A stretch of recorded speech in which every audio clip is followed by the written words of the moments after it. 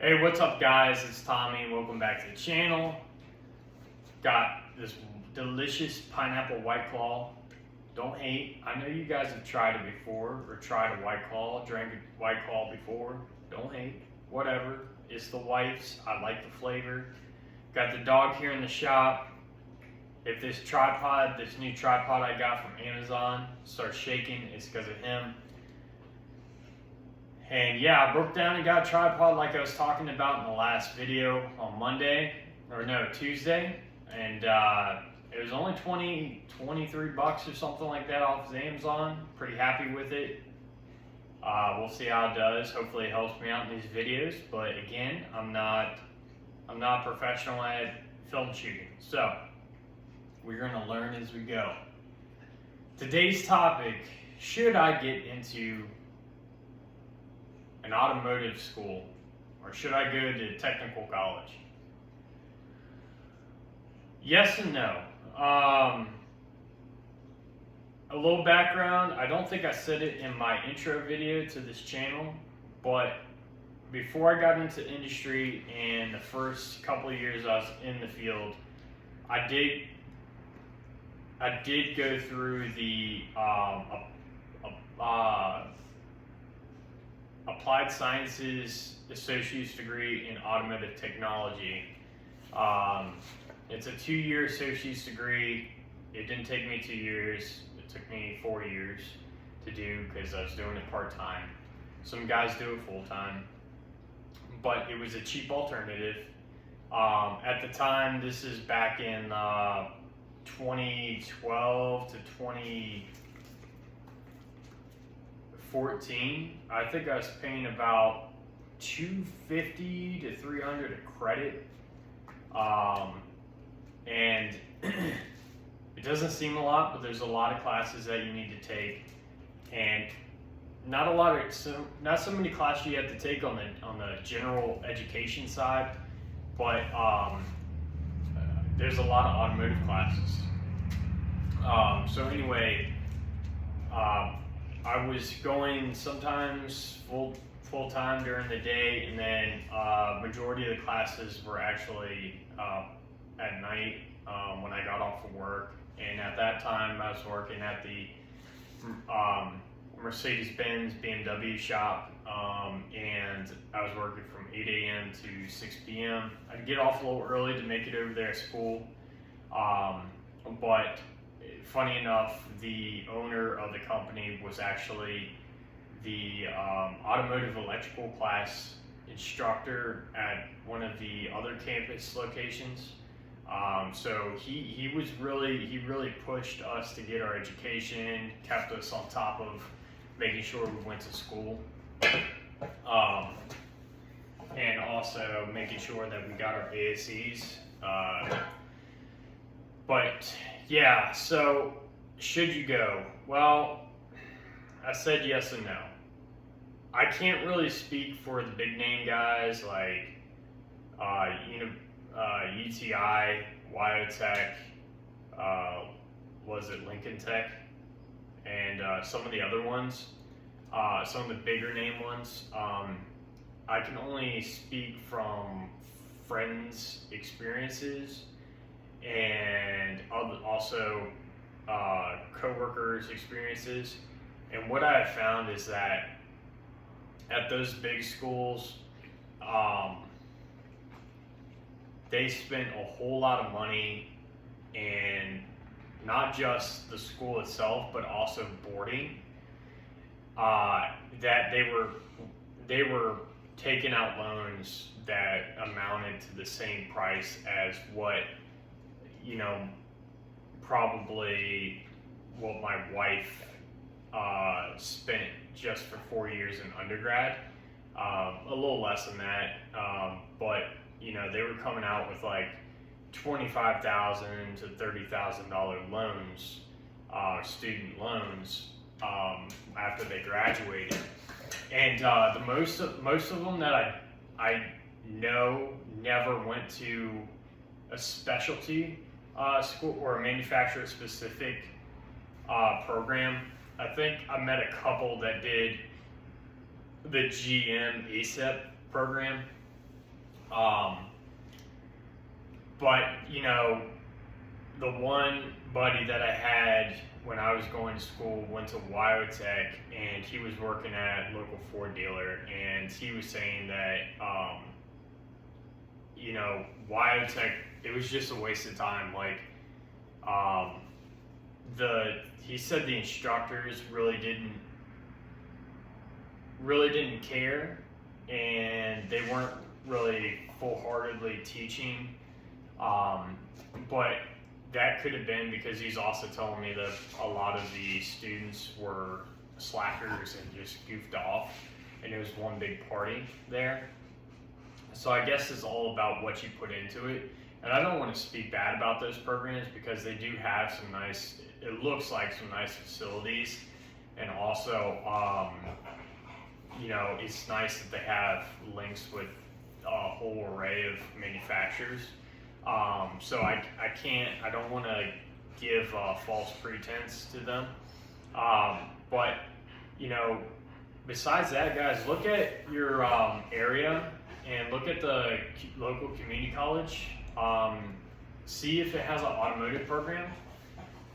Like I said, mine did, and I paid probably like, I think at the time, this was in 2012 to 2015. I think I was paying $250 to $300 a credit. It could have been a little more, could have been a little less.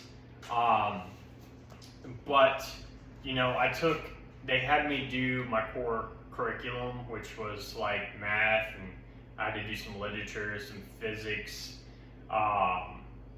You know, it's the common core classes that any college student's really going to take, especially if you're in generalized studies for your first 2 years at a college. And then the other classes were all automotive. So they had, when I was there, they still had a big machine shop program, and so Engines 1 was big time. It was machine shop. Now, let me back up. Before you get to Engines 1, you have to take any classes. Before you take any classes, or if you're going to take for your first classes, you have to have at least entry to automotive technologies. And that basically goes over like how to use a file, how to properly use, you know, an impact gun, and how to properly use a torque wrench, what's a torque wrench, how to tighten lug nuts, you know, little general service things. And I would recommend, just a side note, that I would recommend that if you take that class afterwards, go for your G1 ASC, which is maintenance and light repair. I think that anyone who really pays attention in that class, you can get an ASE that's relatively simple to get right out the gate, especially if you're already working as a general service technician or, you know, in the lube, lube rack or whatever. So anyway, you had to take an intro to automotive technologies, taught you about fasteners, you know, thread pitches, all the kind of boring stuff that we really don't care about when we're new to it. And then from that, you could take anything really. There were prerequisites classes, like you had to take Engines 1 before Engines 2. But like I said, Engines 1 was primarily like operation and theory of an engine, and then, you know, machining engines. And then Engines 2 was more of the advanced, like variable valve timing,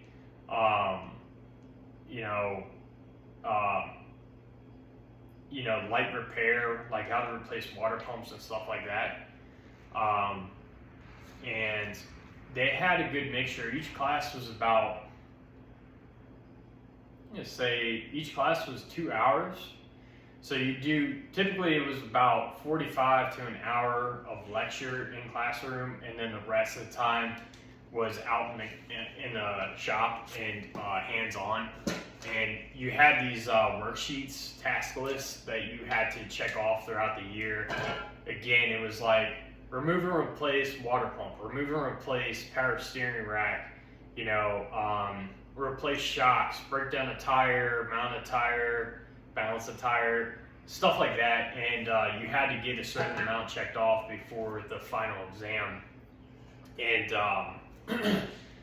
so, yeah, they had engines 1, engines 2, steering, suspension, and alignment class, brakes class, fuel systems 1, fuel systems 2, automatic trans, manual trans, HVAC class, electrical, electronics. Am I forgetting something? I'm probably forgetting a class.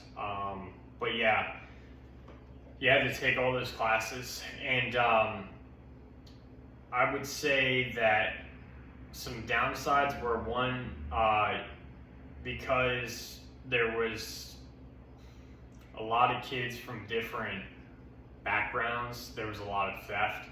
So a lot of times you had to bring your own tools, and the school did have some tools that they would loan you, but they were kind of wary about loaning out tools because they would grow feet and walk off and they wouldn't be accounted for. And so, it was hard sometimes to do jobs because you didn't really have what you needed to do it.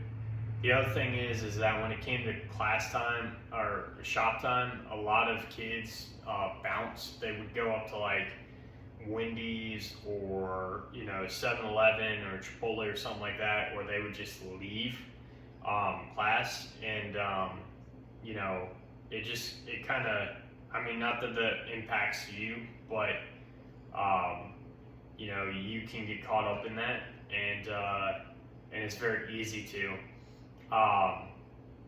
And then I'd say also, the classes ran late. Like, they started at 6. They were actually probably longer than 2 hours. I think they were like 4 hours, because I remember you would typically get out at like 6, 7, 7 to 8, 8 to 9. You'd probably get out of there at like 9, 10 o'clock sometimes. The other downside is the vehicles that the school had were really crappy.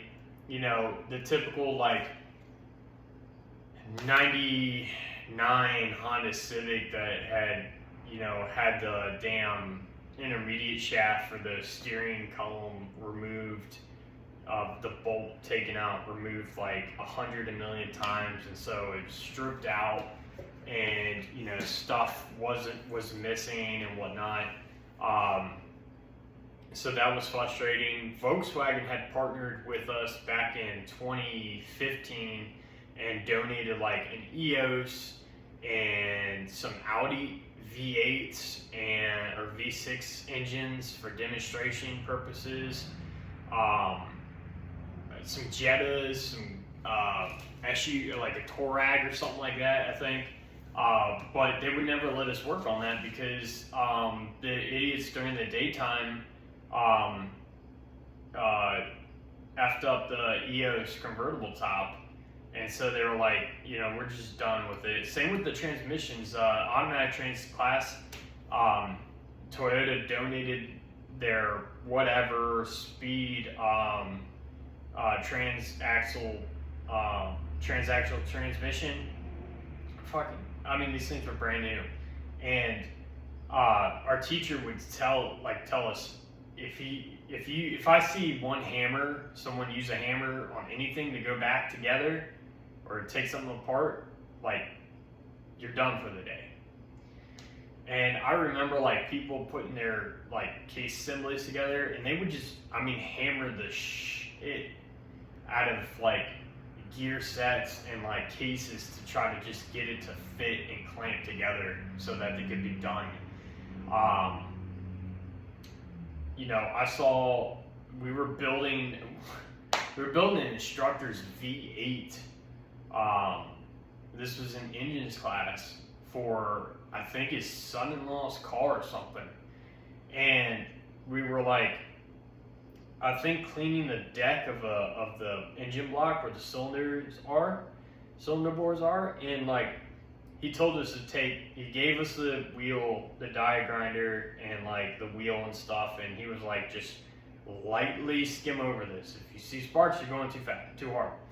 Oh, one guy who actually was working at like Goodyear tires at the time, he freaking on purpose, I mean, he just held it down there until sparks were flying off, and you know, I was like, dude, my God. So there's a lot of people that were bad influences there too. I think a big thing too, and I have to say it can't really be their fault, but at my school, the biggest thing was funding. Like, they were always cutting funding every year to the automotive program.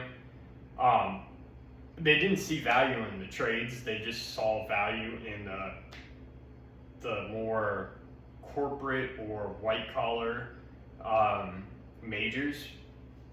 But dude, we were learning stuff from like the early 1990s, and you're talking about 2012 to 2015. You know, stuff was pretty outdated. Like, you know, the content there was very outdated, and so I thought I knew a whole lot, and you're going to think you're going to know a whole lot when you go into your shop from auto school, but let me tell you, you better be ready to be humbled because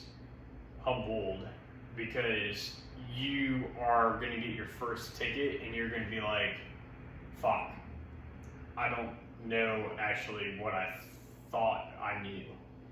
Because I believe, from at least my experience, is I thought I was good because of everything I learned from the book, but you get out there and like, it's newer technology and then systems, designs that you've never seen, and like, it's not generic information anymore. It's more manufacturer specific. And so you kind of get blindsided by that and just humbled, like I said, because you get put in your place, essentially.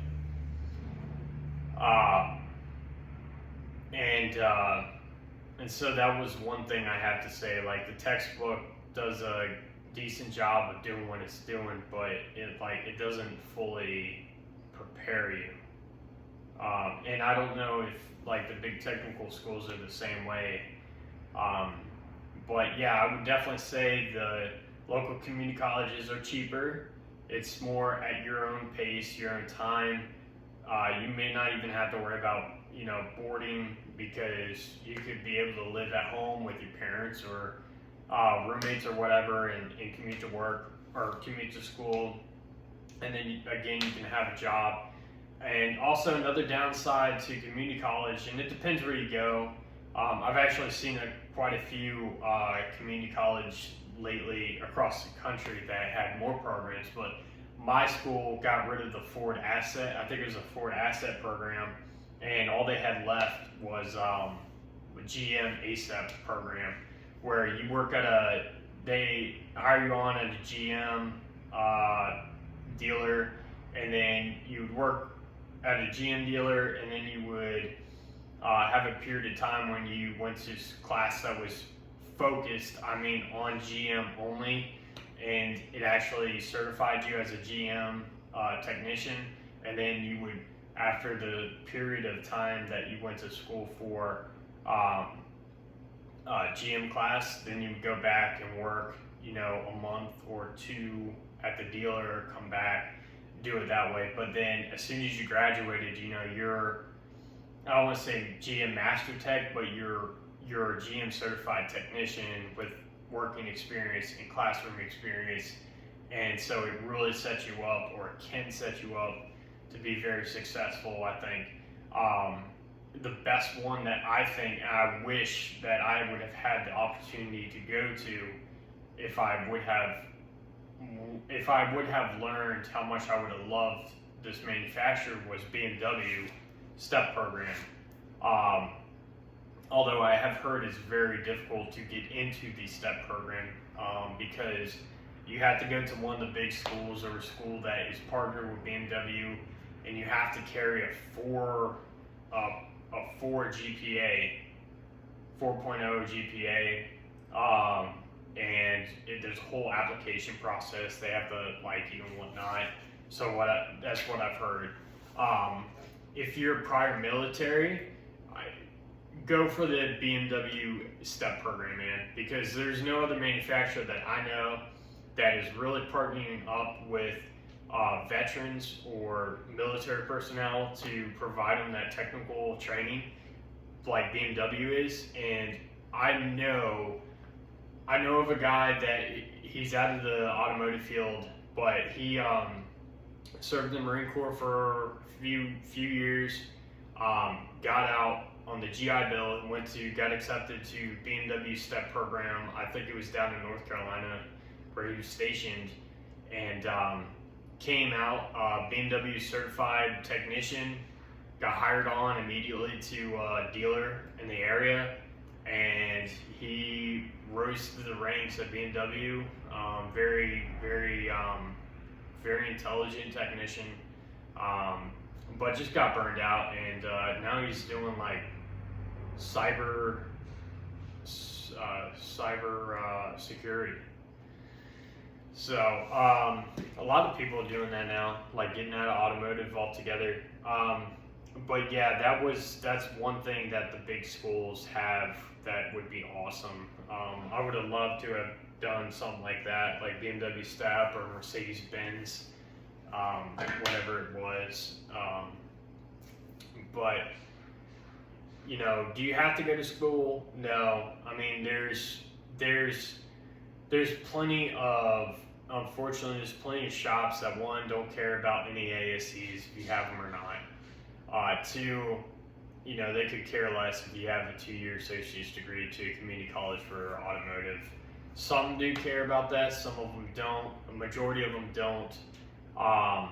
You know, and the best experience is on the job experience or training, but there's a caveat. Like,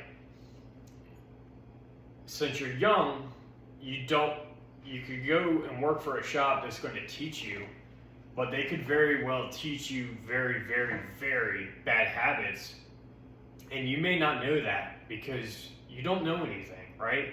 It's like a child that grows up in a bad environment. That child doesn't know anything. It doesn't know any more from right and wrong than what the parent is instilling in them or teaching them.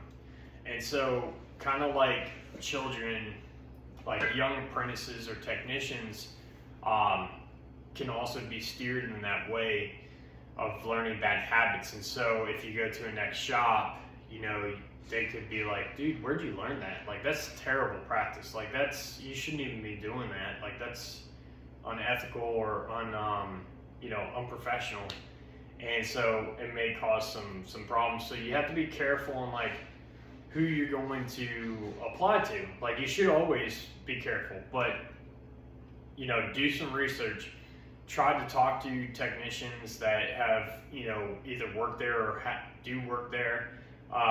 Try to see what their social media page is like, and like see if they have a YouTube channel. If they do, you know, get a vibe of like what kind of shop are they? Are they like the old mechanic, like, you know, just flat rate all the time, just taking nuts and bolts loose and taking parts off and putting new ones on and not really diagnosing? Or are they like, do they care about the proper way of doing things? You know, that's all things you have to take in consideration, because as a young mind and someone with no experience, it could turn into really bad development in your first, you know, couple or few years as a technician. So you have to just be careful of that.